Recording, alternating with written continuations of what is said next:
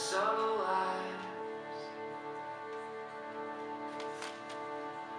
and I have a job to do, walking these cars, walking all the sleep, to get to you, but I don't feel you stir beside me. You're not in my morning hour. Some ties are made to break. Some stocks grow high and green to rot away and feel the weight. And these lines tell the truth.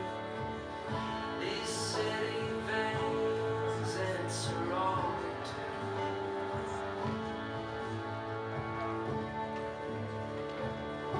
So could you keep me in the pulses? Could you keep me in the sound?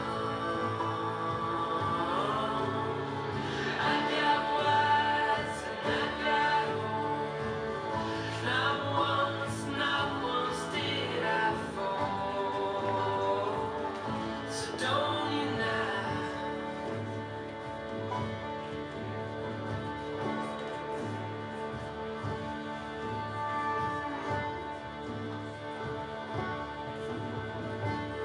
Maybe you bet on me while we were still young enough to know, to believe. For every year you took, for every soft breath of love, believe me, and don't keep me like you have me, and don't kiss me like you don't. I got wise and I got old. Not once did I fall. So don't you now.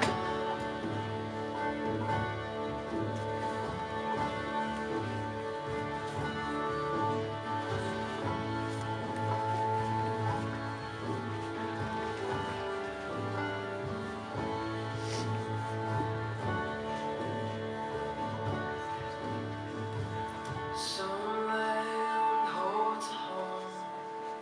Some of my years only hold me to roam. But I tell myself it's true. You see a home, you see a man, you see it too. And I say, don't you know you have her? Go on, kiss her now. You're born. I got wise and I got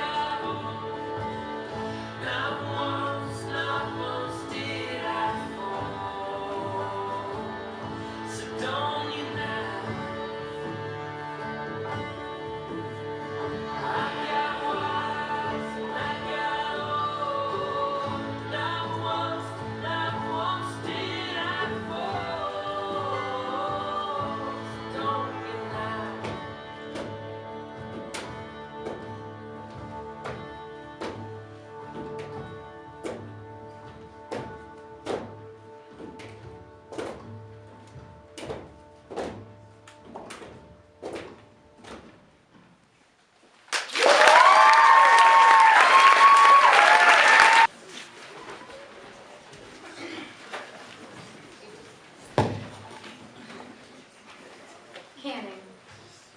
My mother said she'd can me if she could.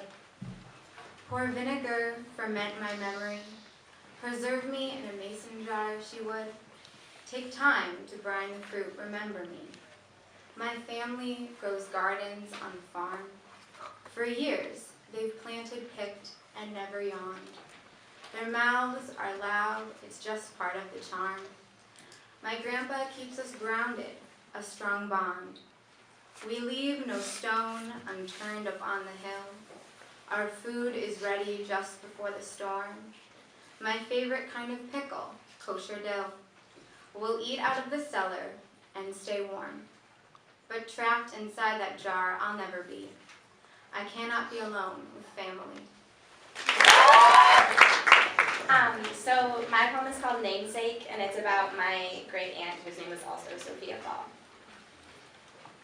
I learned your history on eggshells, attempted to assemble your life in beeswax and old dye, that later I would melt and scrub away until my fingertips wore your shadow in ink. When I held the eggs up to the light to search for cracks, I imagined ways that the fissures of your story could fit into the subtle imperfections we had created with our carelessness. But like the eggshells, once fractured, your story was impossible to reconstruct. And once, when I was young, I stood in front of a mirror to see if I could find the outline of your expressions in the curves of my cheekbones and eyebrows. But as I evaluated the shape of my eyes and nose, it occurred to me that I did not know what I was searching for. I only knew I would not find you in my mother's jawline. When you said our name, the syllables would have sounded different when pressed and ironed through your lips. But I think that you too would have liked the way the F's arched into each other when you set them against your tongue, like slender branches too distant to embrace. Now I tell strangers my name, but I do not tell them that it was yours first. I have not found enough of you in cracks or dye to explain the woman you were. And though I know our lives are too far apart to be easily strung together, when I close my eyes, I imagine the lines across our palms would have looked the same. Okay, I don't have a title, but this is a rap without a beat. I'm deep into it, I feel into it, believe into it, I bleed into it. I see right through it like it's so intuitive, but life is so different when you forget what makes you in it. Put on a happy front and never get opened up. I'm the middle ground between being single and broken up. I'm an open book that everyone can read, but I'ma close it up. The same kid, don't hold your hair back if you were throwing up. But throw your hands up, forget all of my words. Forget the things that I'm saying and hear the music that's playing. All my friends want to hear good songs, but they're not mine. Corrupted by the influence of basics to the plot line. There's a lot of demons nowadays we messing with. But what's the difference with perfectionists and exorcists? I think I'm both, we on the same boat, but I be sinking, I'm overthinking again, I can't take it. I can't take it. I'm so strong and I was for so long, but I got left out to dry, so there's nothing to hold on, but hold on. I'll bring it right back for you, even if I'm only keeping up an act for you. I've learned it's about the way you carry yourself. So much weight on my shoulders, can't even carry myself, but I'll fight every night and make it clear that every tear is never shed poorly. So pour it out for me, one last time. Due to lack of any shock value whatsoever, this poem is not recommended for small children.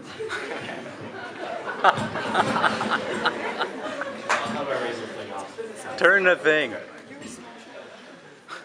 That day, when other boys were crumping, my heart was racing fast and thumping. To my crush, I had to confess, I was nervous and nauseous at best. I couldn't hide from you any longer. I didn't want my feelings to get stronger. Although I did not dread rejection, I thought you'd respond with aggression. You had stolen my heart for over 3 years. I had hoped that I would not shed any tears. Summoning courage, I raced up to you. My face was blushing as red as a stew. Excuse me, I said, do you have time to talk? Sure, you replied, so we went for a walk. I waited till we reached a place with less people. We were on a stairwell, or was it a steeple? I whispered I liked you so much I could scat, but if you didn't like me, I could live with that. You giggled and said as a bro I was cool, but there was another guy who'd made you drool. I felt a great wave of relief. My confessions didn't cause beef. I expected you to curse or run away, or kick me in a place where I'd rather not say. I'm glad what you said took what I said so well, instead of making my life a living hell. You were too kind, so I do yearn that you get this other guy in return. I walked out of the room on my own, just in case you needed time alone. Also, I hadn't eaten lunch, for I was afraid I'd puke a bunch. However, I am too relieved to vomit while I eat ice cream with sprinkles on it. A little off topic, but I had a weird lunch because the day was multiculti for those with no hunch. I cannot say now we are two, but you were cool, I was hot for you. I was rejected, but it's not the end. I have someone better than a date, a friend. Based on Okay, this is called From the Bar. Beats bounce restlessly, grabbing trembling treble clefs from corners, swinging them through the cloudy air briskly in a stranger's dance of foreigners. A piercing whirlwind of spins and twirls, masked only by tumbling bass bellows, falling through F-holes in dizzy curls, moving subtle and sultry pest fellows, while tickling rhymes whisper harmonious secrets, stealing scandalous moments in flow, tangled in lyrical webs like silk nets, distracted receptors accept tempo, blushing melodies giggle and chime while the song fleets in time. Somewhere along the way, when you weren't quite a teenager, but you weren't still a child, you got glasses, you got tall, and you moved away. Sometimes your friends would call, but mainly they forgot, and when you talked on the phone, they had boyfriends and you had math tests. And on days when it got rough, and you were lonely, you'd take yourself out for coffee, psych yourself up in the streak-stained mirror of the dirty public bathroom. Come on, girlie, smile, you're okay, you're okay, you're okay, you're fine. Burn your tongue on overpriced coffee and think about how, if tongues were made of paper, each time you said, hello, I missed you, sorry, you're the same and I've changed, now it's awkward, your mouth would be full of cuts.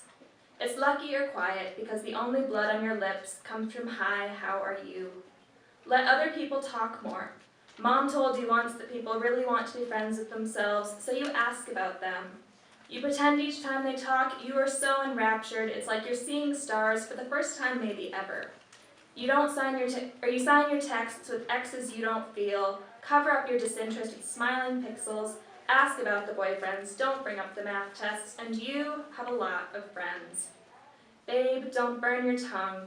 Ride the bus alone and don't feel bad about it because you are the best friend you're ever gonna have.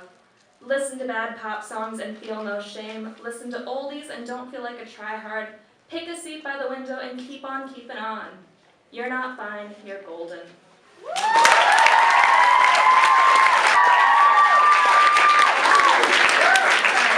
I wrote this while I was hanging out with my dog last night. It's entitled Oakley. I hate my dog. Hate him. I know that hate is a strong word, but this time I mean it.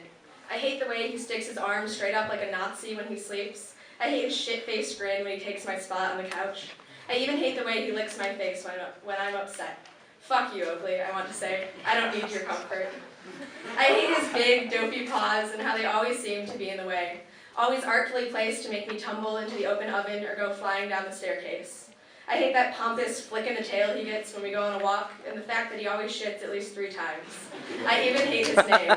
Oakley, sit. Oakley, come. It's too late for either of us to take seriously. I hate that we bought Oakley with the intention of filling a hole, and it put too much pressure on all of us. I hate the role he's been forced to play, and I hate the lonely months he strutted in. I hate that Oakley couldn't save us, and I hate that, however unintentionally, we blame him for it. So I hate Oakley. I really, really do. But maybe even more, I hate myself when I kick him off or tell him that the chew toy he's brought me isn't a present, it's just a dirty piece of shit. Oakley, that stupid, pompous asshole, he had no idea what he was getting himself into. Yet I cannot say that Oakley doesn't have a purpose, for his flaws serve as a great distraction. Instead of hurting, we hate. Instead of grieving, we whine about dirty paws. Instead of wallowing, we laugh at his ugly haircuts. Begging eyes and piercing barks drown out the sinking sockets in the blue-gray skin. You cannot hate if you do not care. So Oakley, you suck, but thank you. Okay, This is Fuck It, I'm a Senior. Pulling into the community parking lot 5 minutes late feels a lot like calculus class. There is nothing you can do to understand why it is the way it is, and some days you will fail. It's designed like that. But the moms dropping their kids off in the lot are much kinder and dumber and don't notice that you hate them. On the other hand, calculus tests will yell back at you in Harshank to consider dropping the class at the semester. So when I can't find a spot, I debate even going to class because I'm already late and the PTSO moms are taking their time and fuck it, I'm a senior. But I tend to go to class anyway, especially if it's calculus. I'll spend all my time asleep and all my money on no tie because fuck it, I'm a senior. And I guess that means I am less ashamed to put $5 in my gas tank every time I'm running on E. This happens a lot and the man at BP knows my name. It's senior year and I'll apply to only one college because the truth is I like all my eggs in one basket because it's exciting.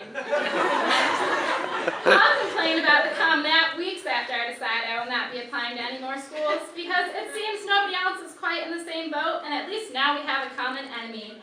Fuck college, fuck the Common App, and fuck it, I'm a senior. I just turned 18 but nobody has carded me yet. I don't really know how I can look 15 or 21 depending on the day, but I think it might have a lot to do with what I'm wearing, and I think that it also has a lot to do with who's asking, but I've decided I don't care much either way. Fuck it, it's senior year, and I guess it's time I start thinking about getting a fake ID to go with all the fake phone calls I've been making lately. It's senior year, and I'll tell my enemies how much I hate their guts, because in June I'll never have to see them again. Of course that is, until we both stay in town for school next fall. But by the time I count my enemies, I won't have any left, because somewhere between freshman and senior year, I somehow forgot to care, or maybe I grew up. Senior year, everything we do is just a little bit nostalgic. We reminisce more often than before, and we talk about how stupid we must have been, but damn did we have fun. I hold my tongue when I want to remind everyone that they are, in fact, still stupid. Senior year is keep your vices close year. It is everything changed right under your nose and you never noticed it until just now year. Senior year is goodbye. So next time you're going to do something absolutely stupid, because it's our last year here, call me. Because fuck it, you and I are seniors.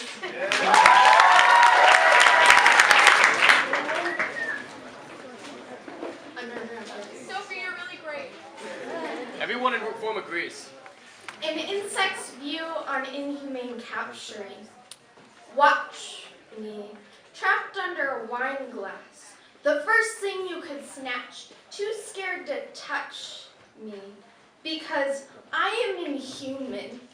Too many legs that carry me. Teenage screams contorting my left wing. Take away an insect's right to freedom. Now I am in this glass cage. Can't crawl, entrapment. Now that I am trapped, observe me, because human fear and longing of intelligence are strange friends that tango dance. As I crawl, one leg dragging, trying to understand the definition of imprisonment and uncovering its loopholes. I broke the insect-human unspoken rule of home invasion.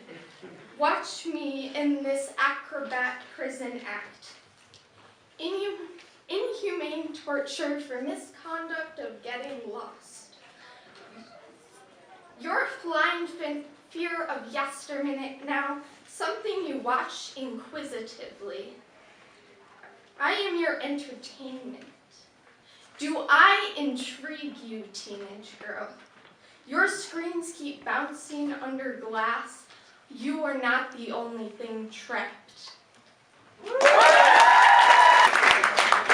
Okay, so fun fact. Fun fact. I was on a really long road trip for Thanksgiving, and then I remembered that one of the relatives that I'm sort of kind of related to has a lot to do with Robin Thicke, who is not exactly a feminist role model. So I wrote a poem about that because I was angry. Okay. It's called Highways, Brights, and Institutions. I've seen a character in the headlights. I've witnessed a charred impression of a false man burned into the spotlight, and that terrifies me. When I see a man ripped from reality and put into an elevated position, unwillingly supporting a system that has torn me down since birth, with reinforced ideals and unethical predisposition, I've encountered the double-established double standard, implied constantly by the monster that is fame. I've seen a character in the headlights. Do you know that fame was a monster? Ancients called her Fama, covered in a multitude of eyes. She peered in and ripped open your heart, or at least I think they did. Probably not. And now people selflessly give themselves to her wretched gaze. I wonder what the ancients would say, considering that their languages are dead. I've seen a character in the headlights. People used to fight this overreaching ideal, but I still haven't seen anyone proclaim themselves greater than God. Well, except for the Beatles, and we all know how that turned out. And yet no one praises the strong-minded for their intelligence and business. She's a woman. She's annoying. Ancients used to whisper into a successful ear, remember, you are mortal. All we have nowadays is the disdainful whisper of an angst-ridden teen. I've seen a character in the headlights. A man poses on the cover. He's sexy, handsome, dare I even say, well endowed. A woman, scantily clad nonetheless. She's a skank, a slut. Women can't have bodies, much less if they aren't manipulated for a male gaze.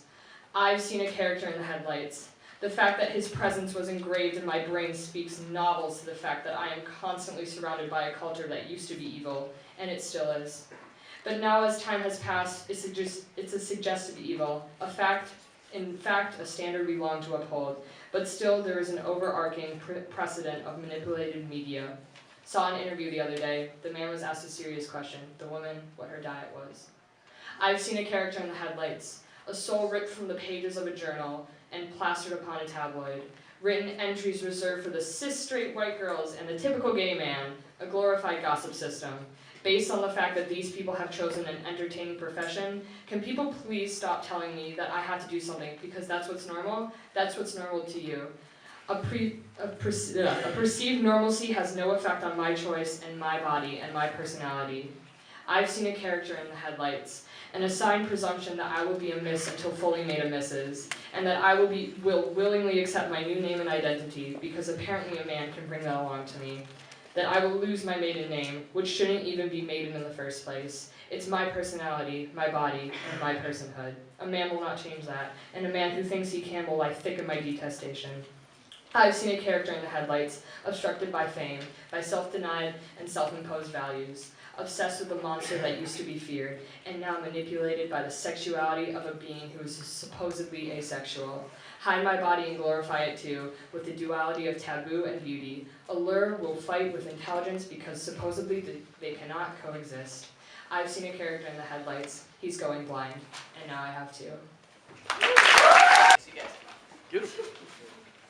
This poem is dedicated to Will Gary. My father tells me about one of the first mornings that he met Will Gary. With spirit bright and muscles colorful, always the smile, turned to my dad. King David, he exclaims. And my father turned, unprepared for the sudden outburst of compassion, but with a smug smile as if to say, okay, I'll play along because of that ember grin. All right, Will, if you're going to call me King David, I need to have something to call you. He says, call me Willpower. And for every morning since, cold or warm, with background darker shaded, still spirits bright. King David, hey Willpower, does this willpower not warrant tears? In this week of trying times, Mandela makes us quiet. My father's face is drawn out. He has flown home from a tired week, plagued with endings. I'm sorry, Dad. Thanks, Isaac. Does willpower not warrant tears? My father told me that his name was Will Gary, a security guard at his office, strong, handsome African-American man, 45 years old. Bright, with a smile for everyone, he said. Secure and happy, and encouraging. On the days when he was not manning his desk with a fatherly conviction, he was a personal trainer. He was one buff dude, my father said. My father used the word strong many a time in telling. Not strong enough in depth. How does this willpower not warrant tears? Willpower had a son. He and the mother aren't together anymore. Can't you just see it on a piece of paper? Primary parent, deceased. That lonely song of the son of the strong and smiley security guard.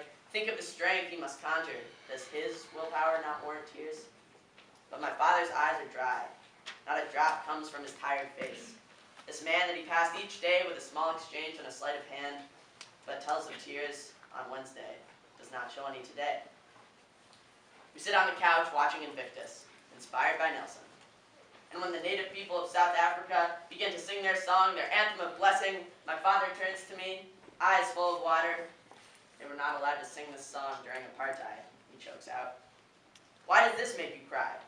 These black children whom you have not fed, these shanty towns which you have not walked, those songs of compassion which you have not sung. You have sung the songs of willpower.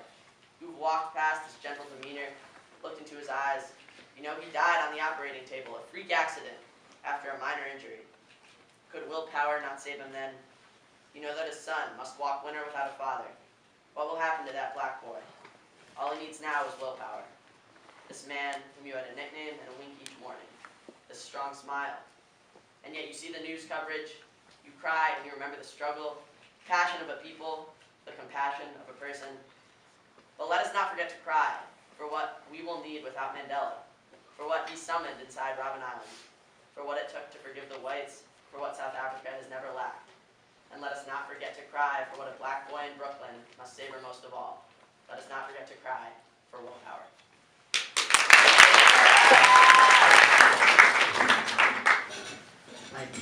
All right. This poem is called Friend Zoned. That's it, it's just the name. I asked her out one day, and she said yes, of course. Oh God, my heart had leapt with a sort of tingly force. I've liked her since forever. Now I know she likes me. I'll go pick her some flowers, a whole garden, plus a tree.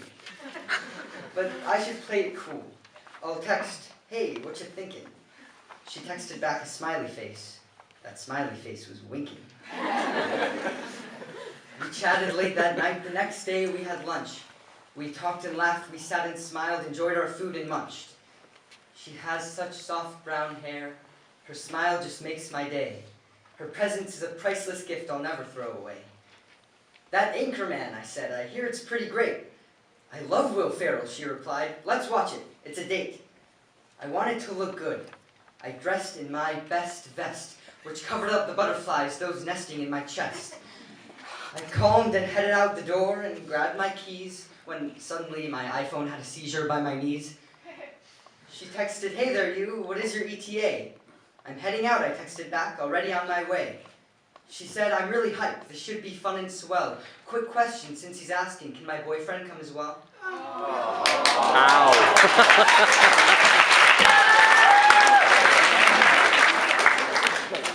This is about this sweater that I wore like every day in 8th grade. It's all torn up at the elbows and wrists. The handle fell off the zipper, but the mechanism still zips. Sometimes I take it off the hanger, step into it, pull my knees close to my chest, and squeeze my eyes shut until I go back. I go back to Forsyth Middle School and broken dishes, bad haircuts, and lost ambition. I go back to the first time I didn't quite measure up. I went from perfect kid to problem child within a matter of months, because things didn't go quite according to plan, and the first sliver of shame took me with it and ran. I quickly learned that if I wasn't perfect, in the eyes of my father, I wasn't worth it. And as I internalized that to be truth, the most impossible feat to face was just to push through. I go back to holes in the walls and rainbow mittens, a card I made for my grandfather that I never sent him. I found it on my bedroom floor a month after he died, intricately painted but nothing written inside. I wrap myself in this sweater until I can feel my past self through these deteriorated sleeves. And for just a minute, I exist in the same space as her, and I don't let go. Sometimes I want her to reach back for me when I lend a hand. Look me in the eye as if she understands. But I reach right through her and through what she can and cannot see because she's burdened by her lack of perspective for anything past 13.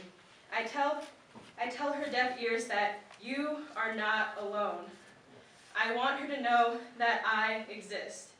For future reference, please note that your capacity to love is your biggest strength, not a weakness. And even if it feels horrible right now, it's worth it. And please just hang in there because you've got so much more living to do. Don't go numb. And as I slip back, I hold on long enough to yell, I will never give up on you.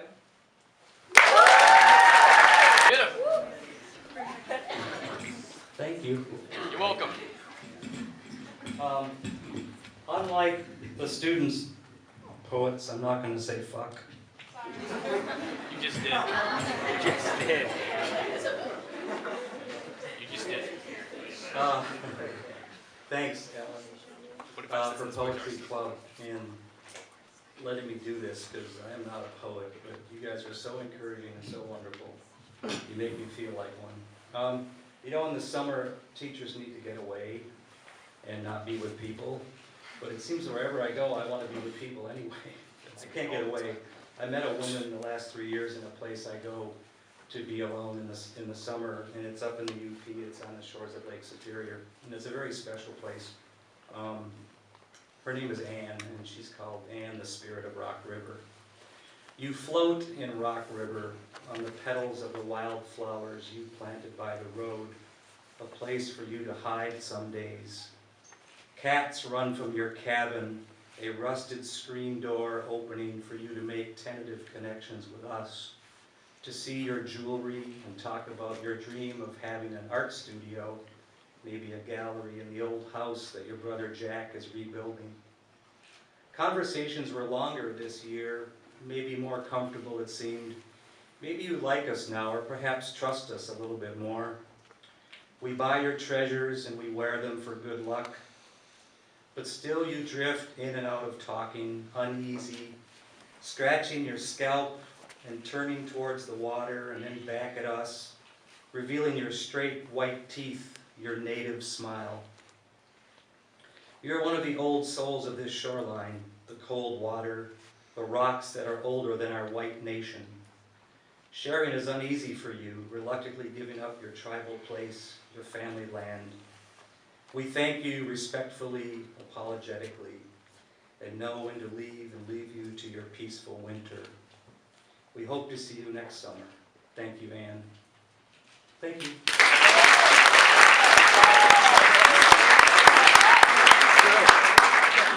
So I just want to say how amazing it is to teach in a school where there's so much going on. We're supposed to be doing our schedules. There's holidays past, holidays ahead. Everyone's busy and stressed out, and here we are. Like there's jazz, there's dance, there's poetry. Just this is what makes us want to keep going. So in September, I was really lucky because I got to hear a poet from North Carolina, and she did a little workshop for a bunch of high school poets, and she gave us an assignment, which I think is a great one. You take an object that has some meaning for you, and you describe it as best you can, using all your sensory details, but you also think about what it reminds you of, and you try to bring that to the poem. So I wrote about my grandmother's milk pitcher. So, because where I grew up, to get milk, you'd go to the farm, and you'd take a tin pail, and you'd ladle the milk into the tin pail, you'd bring it back to your house and put it in the fridge, and when it was time to have dinner, you'd pour the milk out of the pitcher out of the jug into a pitcher. So she has a little blue china pitcher, my grandmother. This is called milk pitcher. Granny's milk pitcher, squat jug, songbird blue, simple as a patch of sky through trees leafing out in spring. Into the curved lip, she poured enough milk for supper from the tin pail in the Frigidaire. Grandpa never said thanks, I recall, but he praised God in tones solemn as bullfrogs' songs from the swamp. Her pitcher sat in the china closet, resting on doilies, draped triangular, sharp as crystal edges. When she opened the glass doors to show us, Granny held the pitcher with awe, as if she were blessed to own anything, as if sky had come down to dwell in her house for the day. Thanks, you guys.